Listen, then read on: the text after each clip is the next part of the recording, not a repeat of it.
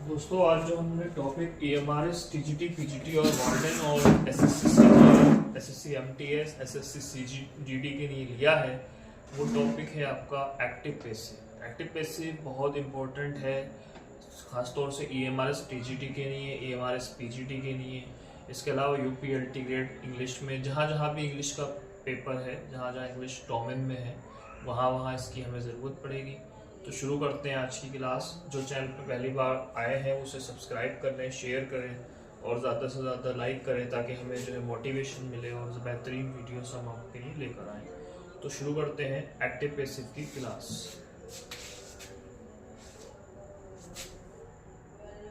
Active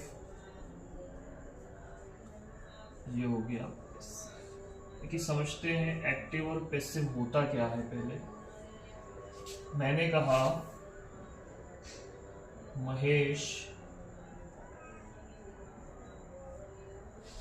rights a letter. Mahesh क्या करता है? एक पत्र लिखता है। महेश क्या करता है? एक पत्र लिखता है। इसी को अगर मैं पैसिव बनाऊं तो पैसिव बनेगा a letter is written by Mahesh. ठीक है, ये इसका बनेगा पैसिव। तो हमने इसमें कहा कि महेश जो है क्या लिखता है? एक लेटर लिखता है। और इसमें क्या कहा हमने? क्या एक लेटर जो है महेश के द्वारा लिखा जाता है। तो किसी भी बात को अगर हम सीधे सीधे बोलते हैं तो उसे कहते हैं हम एक्टिव सेंटेंस।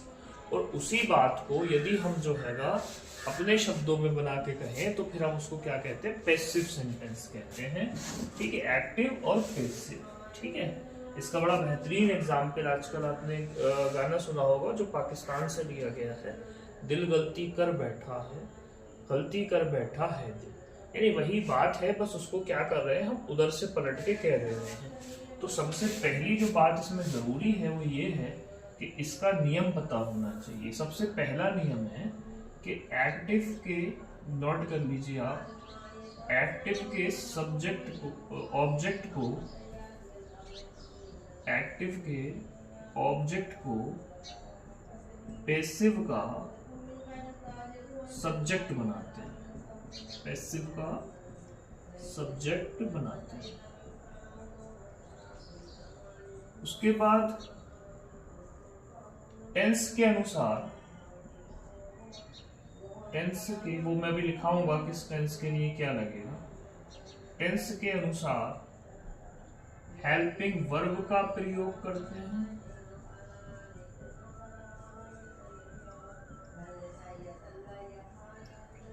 उसके बाद वर्ब यानी मेन वर्ब जो है, जैसे यहां पे राइट है, हमेशा थर्ड फॉर्म लाते हैं। उसके थर्ड फॉर्म का प्रयोग करते हैं।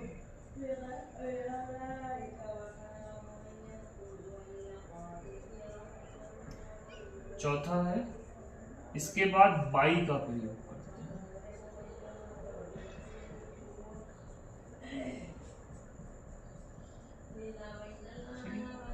पांचवा, और जो एक्टिव का सब्जेक्ट था,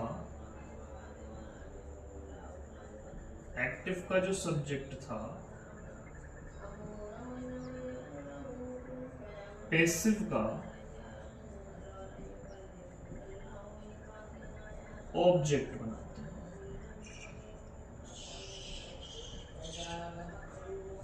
ठीक है, ये है मेन नियम। इनको एक बार स्क्रीनशॉट कर लीजिए ताकि आपको ये क्लियर हो जाए।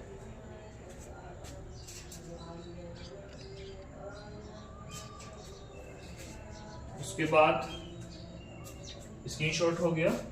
अब मैं बताऊंगा आपको टेंस का परिवर्तन, किसका टेंस कौन से में चेंज हो जाएगा। एक बार देख लीजिए इसको, फिर मैं इसको मिटा देता हूं। ठीक है, अब टेंस की यदि बात करें तो प्रेजेंट इंडेफिनिट हो तो पैसिव के लिए हेल्पिंग वर्ब होगी इज, आर और एम। इज, आर, एम, ये होगी प्रेजेंट इंडेफिनिट के लिए। प्रेजेंट कॉन्टिन्यूअस के लिए ये होगी इज बीइंग और are being, M B.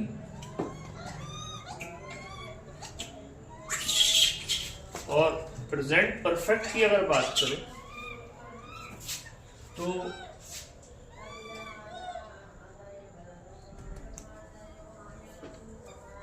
Present perfect की बात करें तो इसमें हैज बीन और हैव। प्रेजेंट परफेक्ट कॉन्टिन्यूअस की पैसिव नहीं बनती है। अब बात करेंगे पास्ट इंडेफिनिट की। पास्ट इंडेफिनिट में वाज या वर। पास्ट कंटिन्यूअस में वाज बीइंग या वर बीइंग। ठीक है। और पास्ट परफेक्ट में, पास्ट परफेक्ट में हैड बीन। इसी की तरह से फ्यूचर इंडेफिनिट में विल बी या शैल। और फ्यूचर कंटिन्यूअस में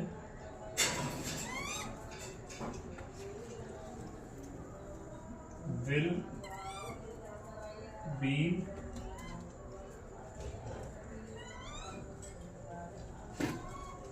या शैल। ठीक है। इसके अलावा किसी की भी पैसिव नहीं बनती है। टोटल टेंस है 12 में से 8 की पैसिव बनती है, 4 की नहीं बनती। फ्यूचर के 2 की नहीं बनती और प्रेजेंट और पास्ट के एक की जो है एक्टिव पैसिव नहीं बनती। तो इस तरीके से जो है ये कितने टेंस होगा, ये 8 टेंस होगा। इसको एक बार स्क्रीनशॉट ले लें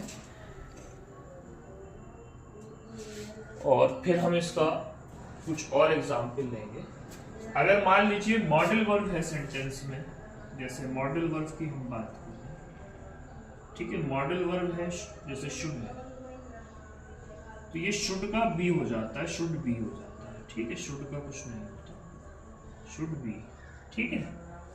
ये ध्यान रखना है। अब हम बात करेंगे कि हम सब्जेक्टों को ऑब्जेक्टों में कैसे बदलते हैं। देखिए आई है तो आई को हम कर देते हैं मी, ही है तो कर देते हैं हिज, और शी है तो कर देते हैं हर। अगर दे है तो कर देते हैं देम। ठीक है। वी है तो कर देते हैं अस। ये याद रखें। आई को मी में, ही को हिज में, शी को हर में, दे को देम में, वी को अस। ठीक है। अगर यू है तो यू ही रहता है, यू का हम कुछ नहीं करते। ठीक है। इसका भी एक बार स्क्रीनशॉट ले लो, फिर मैं सेंटेंस आपको एक बताऊंगा उदाहरण के तौर पर।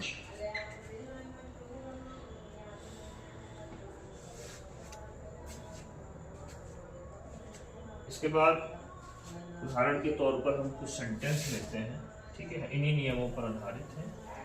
ठीक है। फिर एक हु वाला और आपको सिखाते हैं जो पूछा जाए। जैसे हमने लिखा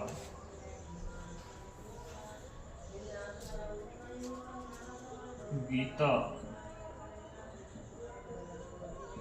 वुड दिस बिल्ड। इसका हमें क्या करना है, पैसिव। पहले हमें ये पता होना चाहिए कि ये सेंटेंस है किस टेंस का। तो हमने देख रहे हैं यहाँ पे सेकंड फॉर्म आ रही है, हेल्पिंग वर्ब कोई है नहीं, तो हमारे पास ये जो है पास्ट इंडेफिनिट है, इसका है पास्ट इंडेफिनिट। तो सेंटेंस को हम यहां से लेंगे, दिस बिल्डिंग ठीक है, अब पास्ट इंडेफिनिट में हमने बताया था वाज या वर आएगा। This building was build by ये हो गया पैसा। ठीक है, तो सारे नियम हमने आपको लिखा दिए। वही करा हमने जो नियम है, पहले हमने क्या करा, इसके ऑब्जेक्ट को हम सब्जेक्ट बना दिए, फिर हेल्पिंग और ले आए, फिर वर्ब की थर्ड फॉर्म आ गई। ठीक है, और ये आ गई। और सेंटेंस लेते हैं, जैसे Mahesh wrote the letter। Mahesh wrote the letter, तो the letter clear, the letter was written by Mahesh। The letter was written by Mahesh। ये जो पत्र है वो किसके द्वारा लिखा गया था? वो महेश के द्वारा लिखा गया था। The letter was written by Mahesh. जो पत्र था वो किसके द्वारा लिखा गया था? वो महेश के द्वारा लिखा गया था। ठीक है, इसमें एक और हु वाला और ले लेते हैं। Who teaches you English। इसका अर्थ हुआ तुम्हें अंग्रेजी कौन पढ़ाता है? तो इसके लिए हो जाएगा, हम इसमें हु वाले सेंटेंसों के लिए बाय होम का इस्तेमाल करते हैं।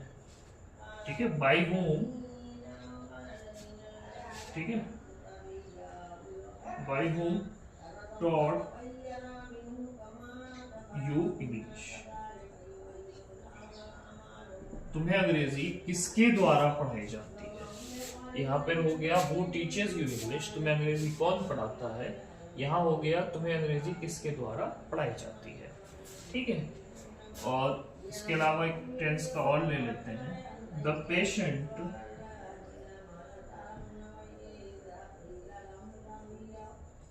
had taken his medicine। Sentence में the patient had taken his medicine, तो इसको बनाएंगे हिज मेडिसिन